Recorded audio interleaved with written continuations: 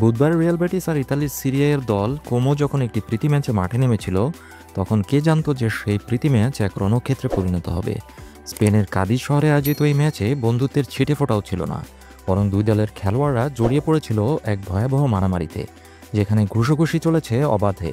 Half টাইমের বাঁশি বাজার সময় কোমো 2-0 গোলে এগিয়েছিল। গোল দুটি করেছিলেন বেটিসেরই সাবেক খেলোয়াড় আসানে দিয়াও এবং লুকাস ডি কুনহা। বাঁশি বাজার সাথে সাথেই যেন বারুদে আগুন লাগলো।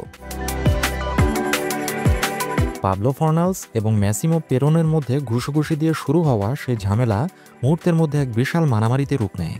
এর মাঝে এক হাস্যকর মুহূর্তও তৈরি হয়।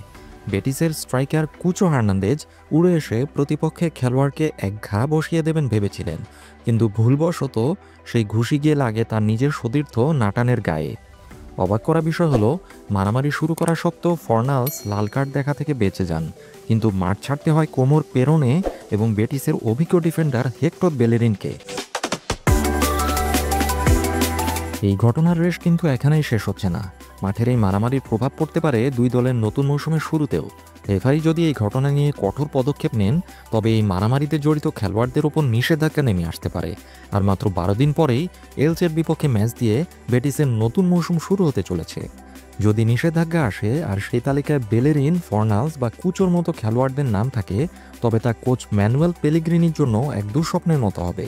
কারণ নতুন মৌসুমে কুচো দলের প্রধান স্ট্রাইকার হিসেবে খেলতে চলেছেন, আর দলের নতুন কোনো উইঙ্গার না আসায় ফর্নালস রাইট উইংয়ে খেলার অন্যতম প্রধান দাবিদার।